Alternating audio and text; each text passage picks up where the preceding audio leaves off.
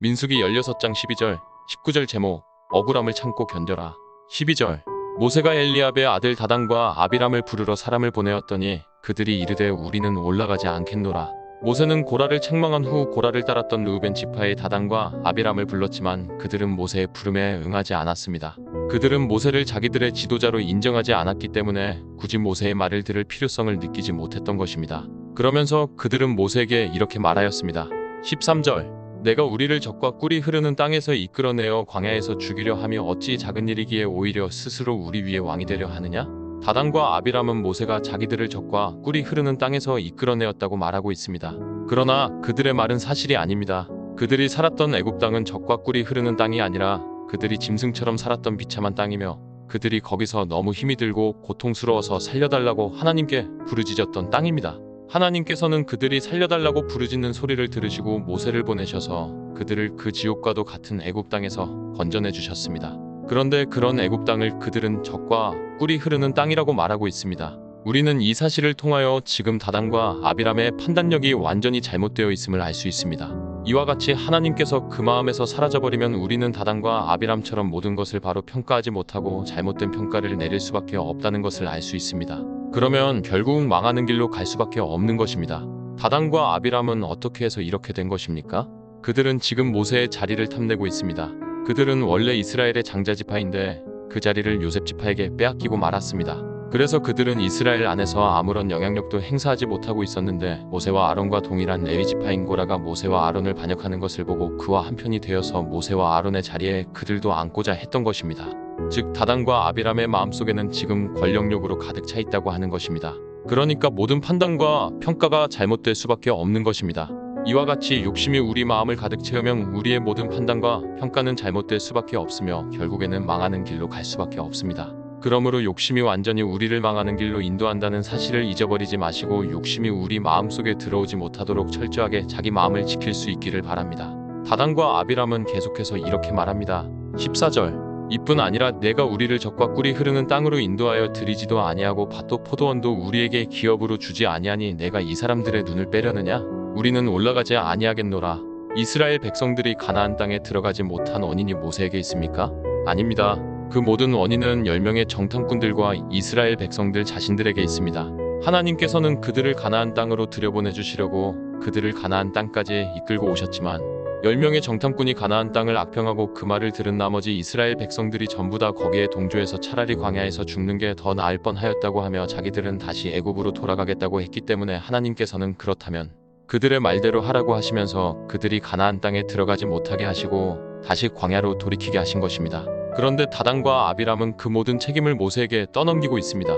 우리도 살아가다 보면 얼마든지 이런 경우를 만날 수 있습니다. 즉 누군가 사실과 전혀 다른 말을 하며 우리를 공격하는 억울한 경우를 우리도 얼마든지 만날 수 있다는 것입니다. 그럴 때 모세가 어떤 태도를 취하는지 15절을 보도록 하겠습니다. 15절, 모세가 심히 노하여 여호와께 여짜오되 주는 그들의 헌물을 돌아보지 마옵소서. 나는 그들의 낙이 한 마리도 빼앗지 아니하였고 그들 중에 한 사람도 해하지 아니하였나이다 하고 모세는 다단과 아비람이 하는 사실과 전혀 다른 말을 듣고 심히 노하였다고 15절은 말씀하고 있습니다. 그래서 모세는 그들이 한 말 중에서 무엇이 잘못되었는지를 조목조목 따져서 그들의 잘못을 드러내고 그들의 말을 반박하였습니까? 그래서 그들이 그 모세의 말을 듣고 자기들의 잘못을 깨닫고 뉘우치는 일이 일어났습니까? 아닙니다.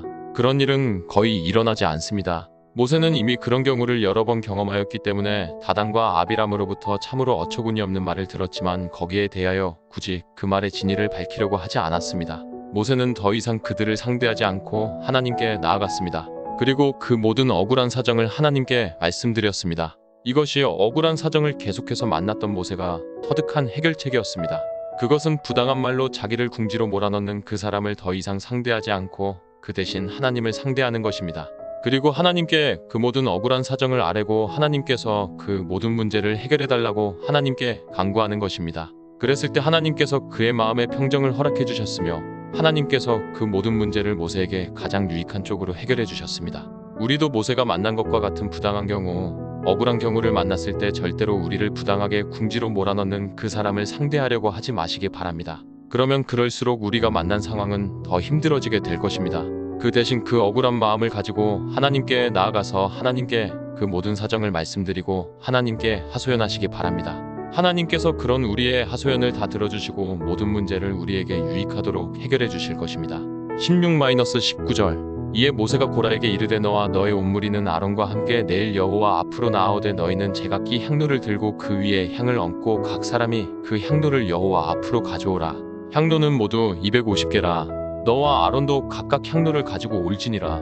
그들이 제각기 향로를 가져다가 불을 담고 향을 그 위에 얹고 모세와 아론과 더불어 회막문에 서니라. 고라가 온 회중을 회막문에 모아놓고 그 두 사람을 대적하려 하매 여호와의 영광이 온 회중에게 나타나시니라. 모세는 고라와 그를 따르는 온 무리로 하여금 향로 250개를 들고 그 다음날 회막문 하나님 앞으로 나아오게 하였습니다. 그들은 모세의 말을 듣고 그 다음날 향로를 들고 회막문에 나타났습니다. 여기서 온 회중이라는 말씀은 이스라엘 전체를 말하는 것이 아니라 고라를 따르는 사람들을 말하는데 회중이라고 말한 것은 그 수가 그만큼 많다는 것을 보여주고 있습니다. 그러니까 고라가 그렇게 자신만만하게 나왔던 것입니다. 자기를 따르는 사람은 엄청나게 많은데 모세와 아론을 따르는 사람은 전혀 보이지 않았기 때문입니다. 그런데 고라가 자기를 따르는 많은 회중을 믿고 회막문 앞에서 모세와 아론을 공격하려고 했을 때 갑자기 하나님의 영광이 그 자리에 나타나셨습니다. 이어지는 말씀에 의하면 하나님께서는 고라와 그를 따르는 온 회중을 전부 다 전멸시키기 위하여 나타나셨음을 알 수 있습니다. 거기서도 모세가 적극적으로 중재에 나서서 하나님께서 온 회중을 전멸시키지 않고 일부만 죽이셨는데 우리는 이 사실을 통하여 우리가 억울하고 부당한 경우를 만났을 때 거기에 대하여 하나하나 해명하거나 맞서 싸우지 않고 그 상황을 하나님께 맡기고 묵묵히 참고 견뎌야 하는 이유를 알 수 있습니다. 왜냐하면 그렇게 할 때 우리 대신 하나님께서 그 모든 문제를 우리에게 유익하도록 해결해 주실 것이기 때문입니다. 그러므로 도저히 참을 수 없는 억울하고 부당한 경우를 만나더라도 하나님께 모든 것을 맡기고 그 힘든 상황을 묵묵히 참고 견디시기를 바랍니다. 그럴 때 하나님께서 우리 편에 서셔서 모든 일이 우리에게 유익하도록 해결해 주시는 것을 경험하게 될 것입니다.